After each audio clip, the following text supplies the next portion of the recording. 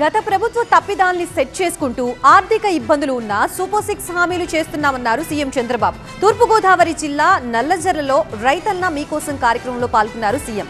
సంక్రాంతికి ముందే రోడ్ల మరమ్మతులు పూర్తి చేస్తామని తెలిపారు. ఎన్ని ఇబ్బందులున్నా కరెంటు ఛార్జీలు పెంచబోమన్నారు సీఎం.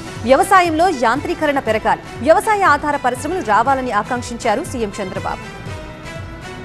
ఈ రోజు రాష్ట్రంలో మీరు చూసుకుంటే జగన్మోహన్ రెడ్డి తయారు చేసిపోయినటువంటి ల్యాండ్ గోల్మాలకే ఎక్కువ టైం ఖర్చు పెట్టే పరిస్థితి వస్తా ఉంది. మొత్తం అస్తవ్యస్తం చేశాడు.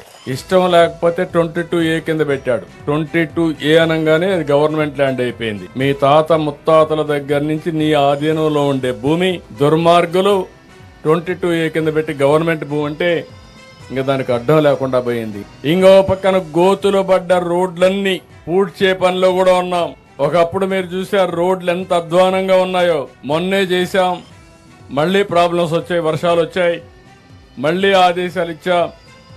జనవరి పండగ కంటే ముందు ఎక్కడ కూడా ఏ రోడ్లు కూడా పార్ట్ హోల్ ఉండడానికి వీలు లేదు. అది స్పష్టమైన ఆదేశాలు ఇచ్చి వ్యవసాయం నిరంతరం సాగాలి. నమ్ముకున్న రైతు గిట్టుబాటు ధర రావాలి. మీరు కూడా ఆదాయాన్ని పెంచుకునే పరిస్థితి రావాలి.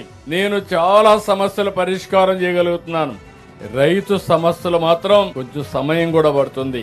ఈ సమస్యకు పరిష్కార మార్గం దొరికే వరకు, రైతులకు న్యాయం దొరికే వరకు, గిట్టుబాటు ధర వచ్చే వరకు పోరాడుతూనే ఉంటాను. కరెంటు విషయంలో మీరు ఒకసారి చూస్తే నేను సమస్యను పరిష్కారం చేయగలుగుతున్నాను. అస్తవ్యస్తం చేసి వెళ్లారు. నేను ఆ రోజు హామీ ఇచ్చాను, నేను కరెంటు ఛార్జీలు పెంచనని చెప్పా.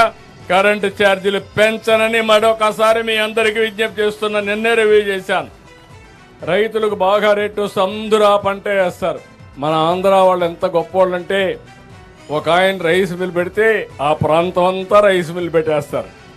ఎవరికి డిమాండ్ లేకుండా చేస్తారు. ఇంకొక ఇండస్ట్రీ పోకుండా ఒకరిని చూసి ఒకరు ఫాలో అయ్యే పరిస్థితికి వచ్చారు. 2 ఏళ్లు బాగా రేటు ఉంటే అందరూ వేస్తారు. గోదావరి జలాల్ని కృష్ణా నదికి కలిపాం. రాబోయే రోజుల్లో గోదావరిని వంశధారకు కలుపుతాం. ఇందులో ఒక 200 TMC మనం వాడుకోగలిగితే ఈ రాష్ట్రంలో కరువు అనే మాట ఉండదు. దానికే ప్రణాళికలు తయారు చేసుకున్నా.